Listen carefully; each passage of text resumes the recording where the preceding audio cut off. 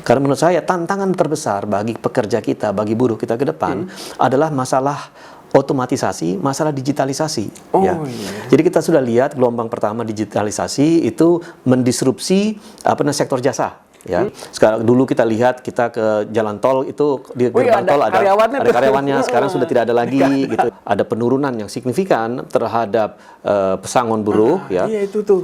Kita yang ikut diprotes tuh. Kita ikut memperjuangkan agar nilainya, angkanya naik.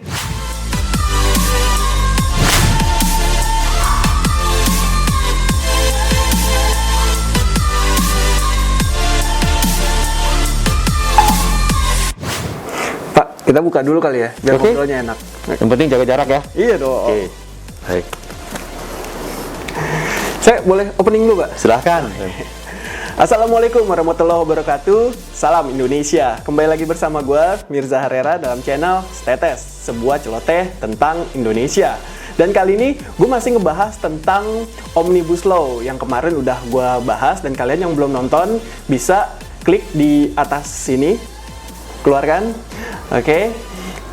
Selamat menyaksikan. Dan seperti biasa, gue nggak sendirian untuk membahas tentang Omnibus Law dan fungsinya terhadap perekonomian. Di samping gue udah ada anggota DPR RI dari Partai Amanat Nasional yang juga sekjennya PAN, Pak Edi Suparno. Pak, apa kabar? Alhamdulillah sehat. Semua sehat ya di rumah dan di tempat lagi nonton. Dan kalian sebelum nonton mungkin bisa cuci tangan dulu. Kalau nggak ada air, nggak ada sabun, pakai hand sanitizer-nya. Yang penting harus menjaga protokol, Pak ya. Ya, penting banget. Tuh. Nah, ini kan kalian sempet nih kritis, skeptis terhadap DPR RI yang telah mengesahkan Omnibus Law ini, padahal udah ditolak, Pak. Udah di demo sampai rusuh-rusuh. Nah, ini kita pengen nih dengar penjelasannya. Seperti apa sih Omnibus Law ini? Nah, kan kalau nggak salah PAN itu setuju, tapi dengan catatan. Nah, ya. Itu bisa dijelasin, Pak, seperti apa sih? Ya, baik, terima kasih Rem. Memang kita ikut menyetujui pada akhirnya di rapat paripurna, tetapi kita memberikan 11 catatan. 11 catatan? 11 catatannya diantaranya terkait klaster ketenaga kerjaan, ya di dalam hal itu, terus kemudian terkait klaster kepemilikan tanah, sertifikasi halal, masalah kepemilikan lahan asing, pendidikan, ya, karena PAN dengan Muhammadiyah bagaimanapun juga tidak pernah bisa dipisahkan, dan ada beberapa arahan-arahan dari Muhammadiyah yang kita perjuangkan di dalam Omnibus Law itu. Jadi kita memberikan catatan terhadap 11 masalah. Pada akhirnya memang disahkan, tetapi bukan berarti bahwa di dalam pembahasan Omnibus Law itu kita tidak berjuang untuk mempertahankan beberapa hal. Misalnya ketika ada penurunan yang signifikan terhadap pesangon buruh, ya, iya itu tuh. Kita ikut memperjuangkan agar nilainya, angkanya naik. Terus kemudian diperjuangkan juga bahwa ada pembagian beban antara pengusaha dengan pemerintah sehingga akhirnya naik, dan ada sekarang fitur baru yang namanya jaminan kehilangan pekerjaan. Nah, ketika nanti jaminan seseorang kehilangan pekerjaannya berdasarkan JKP tadi, yang bersangkutan dapat mendapatkan tunjangan, mendapatkan pendidikan, skilling untuk meningkatkan skillnya, meningkatkan kapasitasnya untuk mendapatkan pekerjaan lebih lanjut ke depannya, dan juga mendapatkan bantuan untuk memperoleh pekerjaan berikutnya. Jadi saya kira ada fitur-fitur yang cukup baik di dalam klaster tenaga kerja tersebut. Tetapi juga mungkin perlu kita tegaskan di sini bahwa yang namanya Omnibus Law tidak melulu mengenai masalah ketenaga kerjaan. Juga ada masalah pendidikan, dan PAN memperjuangkan masalah pendidikan itu supaya tidak terjadi komersialisasi pendidikan.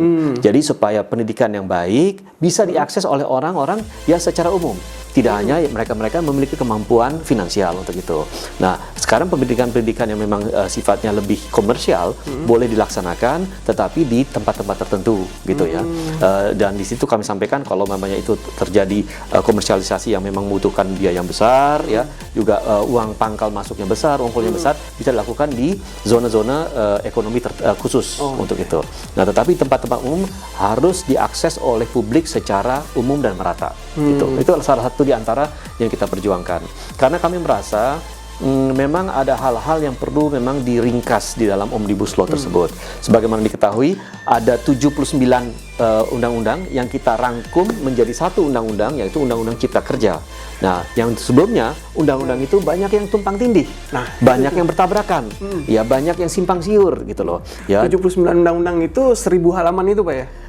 Ya tergantung nanti fontnya seperti apa, tergantung yang Bapak dapat itu menggunakan kertas apa gitu. Ya, pokoknya yang kita dapat adalah yang kita serahkan kemudian kepada pemerintah untuk disahkan. Gitu, ya, tetapi intinya kita di sini ingin mempercepat proses perizinan, kita ingin menghindari tumpang tindih perizinan, ya, dan kita ingin mempercepat proses perekonomian agar investasi dunia usaha itu menjadi lebih bergairah, menjadi lebih kondusif, ya, dan juga investasi asing bisa masuk ke Indonesia dengan catatan tentunya bahwa investasi asing masuk itu harus memberikan nilai tambah kepada Indonesia. Tidak bisa hanya investasi asing datang menggantikan investasi yang lama, tapi harus ada nilai tambahnya untuk Indonesia. Jadi itulah hal-hal yang kita perjuangkan di dalam Omnibus Law. Tapi tadi menarik, ini Pak Edi, kalau nggak salah Omnibus Law itu juga memberikan sertifikasi halal ya. Sedikit ironis di mana Indonesia ini sebagai negara muslim, negara berpenduduk muslim terbesar di dunia, tapi yang produk halalnya itu ya nggak seberapa gitu ya, cuma yang merek-merek gede mungkin itu bisa gitu mengurus BPOM, produk sertifikasi halal, tapi yang UMKM ini ya gimana Pak itu? Ya, kita memang di sana di dalam Omnibus Law itu kita ada peraturan mengenai sertifikasi halal. Jadi siapa saja yang bisa melakukan pengkajian terhadap sertifikasi halal, tetapi yang mengeluarkan sertifikasi tetap satu, MUI dalam hal ini. Jadi melalui satu pintu. Tetap. Nggak jadi langsung ke Menak Pak ya? Tidak, jadi tetap melalui MUI. Tetapi memang dalam hal ini bagus tadi poinnya yang disampaikan oleh Remy, kita di Indonesia sebagai negara muslim terbesar di dunia itu masih belum berhasil untuk menggait wisatawan halal untuk hadir di negeri kita. Ya, kita misalnya kalah dengan Malaysia. Kalau sektor keuangan untuk syariahnya kita kalah dengan Singapura gitu ya. Jadi saya kira kita ini kan punya keberagaman kuliner. Kita punya keberagaman destinasi wisata keagamaan ya.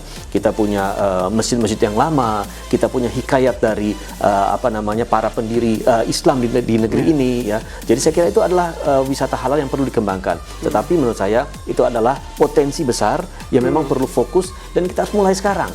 Jangan menunda-nunda lagi. Jangan hanya sekedar wisata-wisata yang akan nanti didatangi oleh wisatawan mancanegara, tetapi juga oleh wisatawan mancanegara yang memang memiliki tujuan untuk mengetahui lebih banyak tentang keberagaman agama, terutama tentang kehadiran Islam yang memiliki sejarah yang sangat panjang di Indonesia.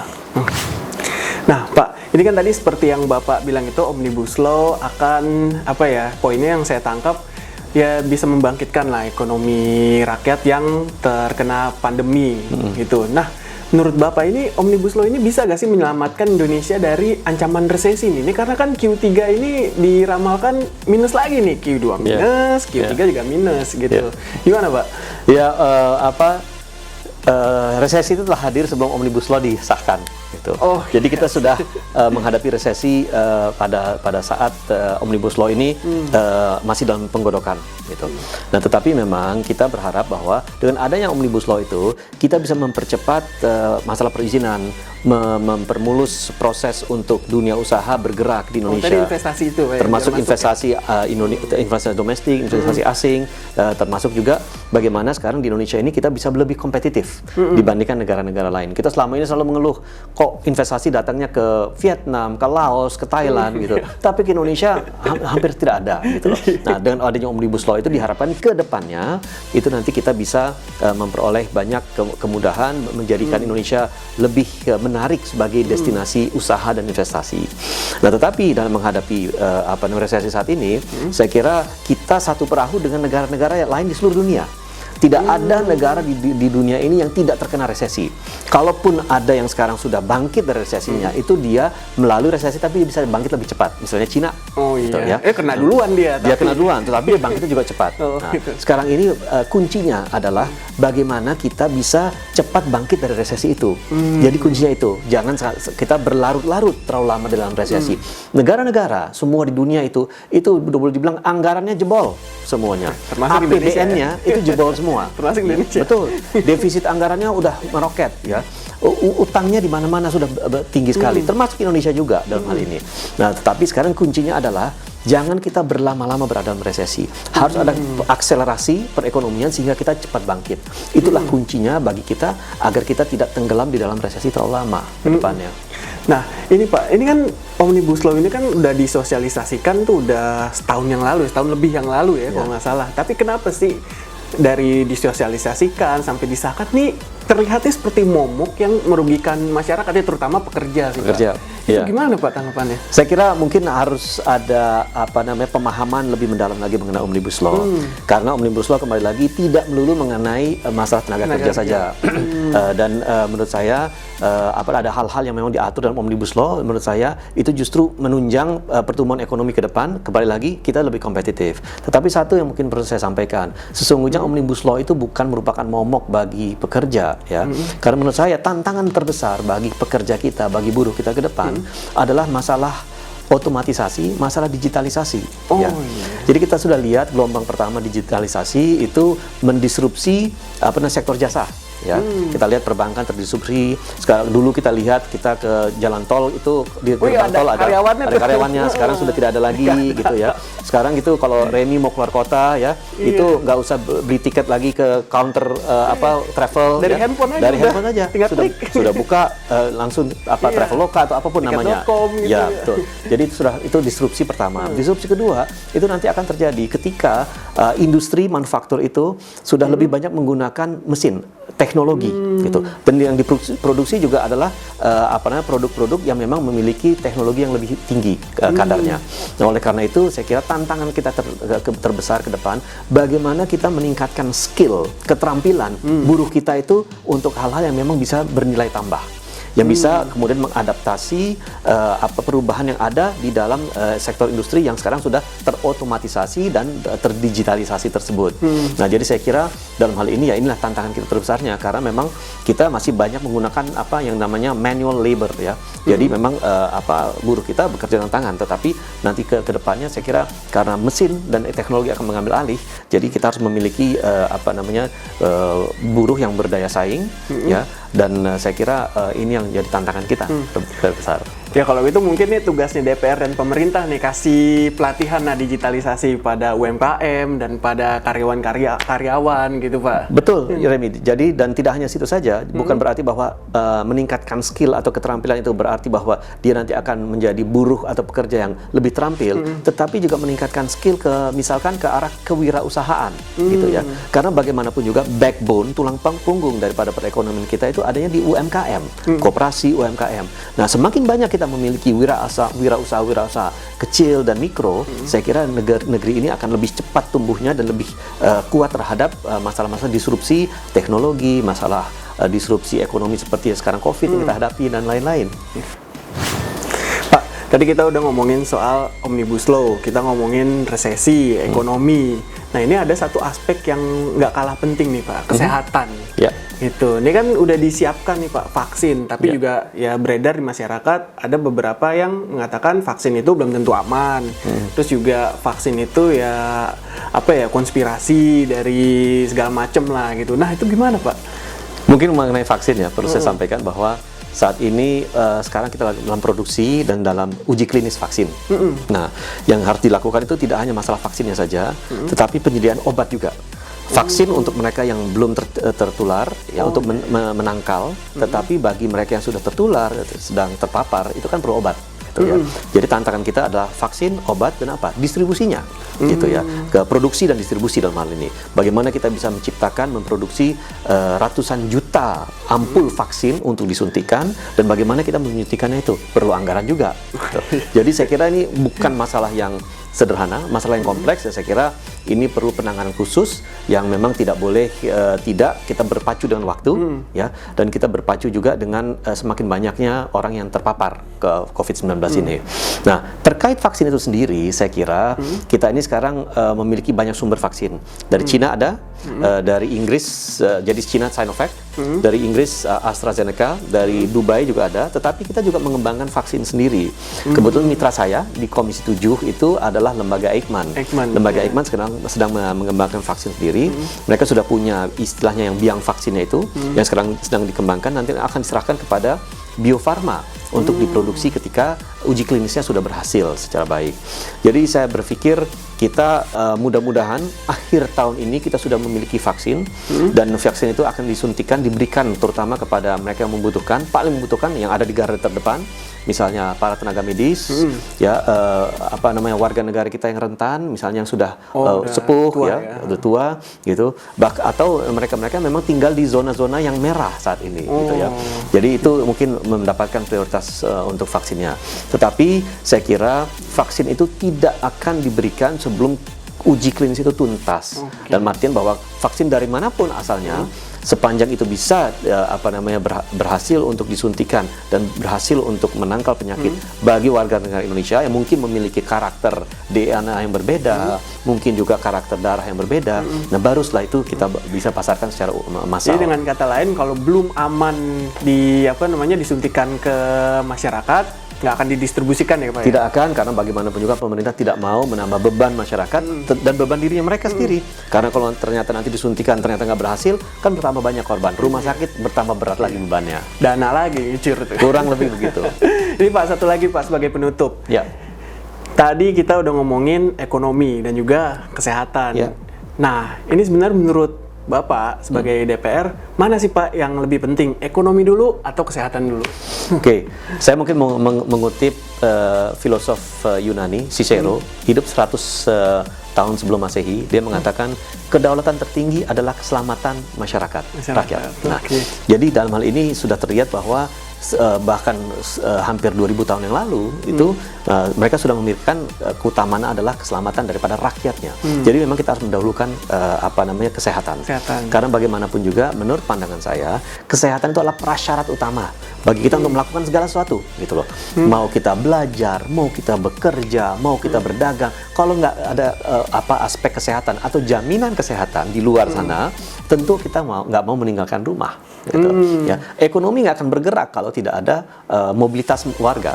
Kita nggak ada yang keluar untuk kemudian berdagang di pasar, nggak ada yang keluar untuk misalnya kita ke kantor untuk mengerjakan tugas-tugas kantor yang tidak bisa dilakukan di rumah, nggak ada yang ke bengkel untuk kemudian membetulkan mobil kita dan sebagainya. Jadi saya kira aspek kesehatan itu utama. Tetapi memang aspek kesehatan itu harus dibarengi bersama-sama dengan aspek ekonomi. Jangan sampai kita melulu memikirkan kesehatan terlalu kaku sehingga ekonominya mati suri, gitu ya.